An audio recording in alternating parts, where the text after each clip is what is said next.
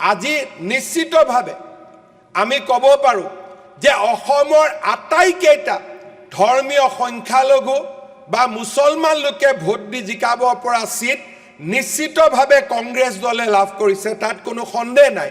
আজি 19 জন বিধায়কৰ ভিতৰত 18 জনে এটা বিশেষ ধৰ্মীয় গোষ্ঠীৰ পৰা অহা। তাত মই সেই পৰিসংখ্যাক মই নুই নকৰোঁ, কিন্তু তাৰ পিছতো মানকাছাৰত এজিপি দলে এইবাৰ 1 লাখতকৈ বেছি ভোট পাবলৈ সক্ষম হৈছে।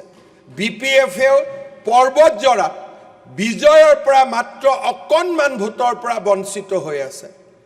উত্তৰ এটাই যে 2031 চনৰ নিৰ্বাচনত এই 18 জন ব্যক্তিও কিমান নিৰাপদ সিও ডিটাৰমাইন কৰিব অহা 5 বছৰত কেনেকৈ কাম হ'ব, কেনেকৈ আগবাঢ়ি যাব।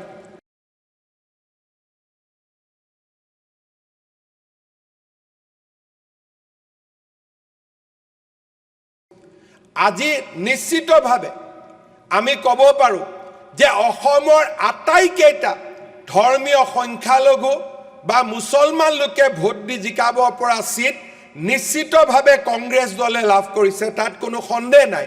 আজি 19 জন বিধায়কৰ ভিতৰত 18 জনে এটা বিশেষ ধৰ্মীয় গোষ্ঠীৰ পৰা অহা। তাত মই সেই পৰিসংখ্যাক মই নুই নকৰোঁ, কিন্তু তাৰ পিছতো মানকাছাৰত এজিপি দলে এইবাৰ 1 লাখতকৈ বেছি ভোট পাবলৈ সক্ষম হৈছে।